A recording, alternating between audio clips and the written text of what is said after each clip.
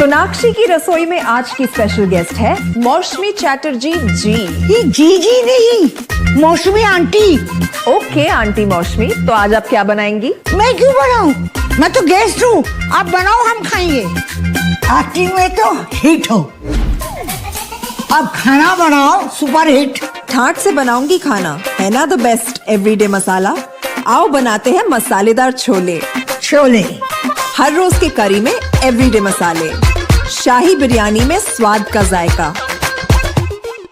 পটল পোস্ত আর সর্ষে ইলিশ ভাপা।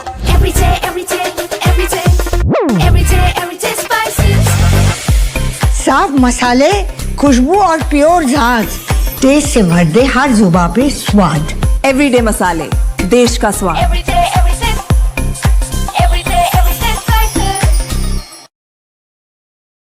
नमस्कार, अजय एस्ट्रोम निगुरु चैनल में आप सभी का स्वागत है। मैं हूं लावण्या।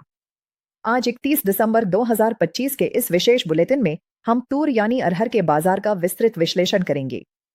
मंगलवार को तूर के बाजार में एक बार फिर मजबूती का रुझान देखने को मिला है।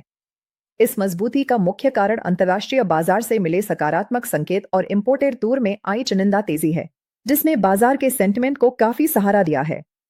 हालांकि जहां एक तरफ अंतर्राष्ट्रीय मजबूती दिख रही है, वहीं दूसरी तरफ देसी तूर के बिलती भाव ज्यादातर स्थिर बने हुए हैं और कुछ मंडियों में क्वालिटी के दबाव के कारण रेट्स में थोड़ी नरमी भी देखी गई है।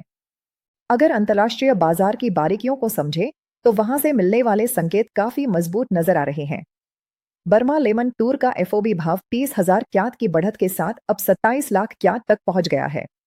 इसी तरह चेन्नई के लिए जनवरी-फरवरी शिपमेंट के सौदे भी $15 की तेजी के साथ $770 प्रति टन पर पहुंच गए हैं।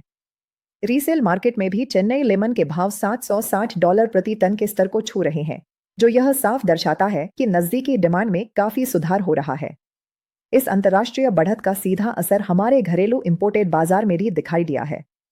चेन्नई, दिल्ली और मुंबई जैसे प्रमुख केंद्रों में लेमन तूर के भावों में ₹75 प्रति क्विंटल की मजबूती दर्ज की गई। अफ्रीकन मूल की तूर की बात करें तो अरूशा के भावों में ₹50 की सुधार देखी गई है, जबकि मोजाम्बिक और मतवाड़ा जैसी वैरायटी फिलहाल स्थिर बनी हुई है।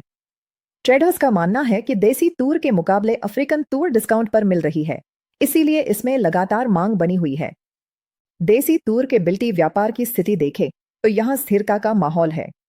महाराष्ट्र के अकोला बाजार में भावों में मामूली नरमी रही, लेकिन लातूर और नागपुर जैसी मंडियों में भाव 7,100 से ₹7,200 के स्तर पर मजबूती से टिके हुए हैं।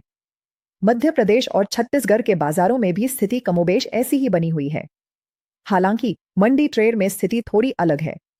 कर्नाटक और महाराष्ट्र के मराठवाड़ा क्षेत्र में नई फसल की आवक धीरे धीरे बढ़ रही है और क्वालिटी में भी पहले के मुकाबले सुधार हो रहा है।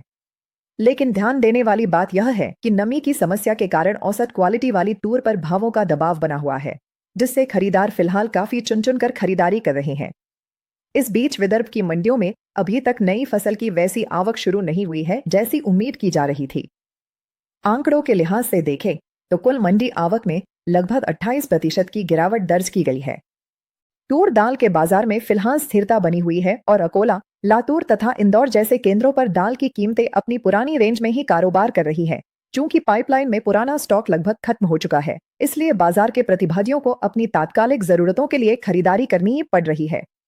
ऐसे में सरकारी खरीद की टाइमिंग और उसका पैमाना आने वाले हफ्तों में तूर की दिशा तय करने वाला सबसे बड़ा फैक्टर साबित होगा।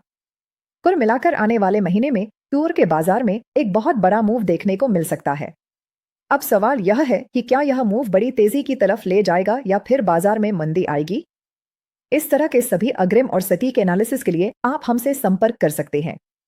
हमारा संपर्क नंबर आपकी स्क्रीन और वीडियो के डिस्क्रिप्शन बॉक्स में उपलब्ध है। ताजा अपडेट्स के लिए जुड़े रहें अजय एस्ट्रोम निगुरु के साथ। धन्यवाद।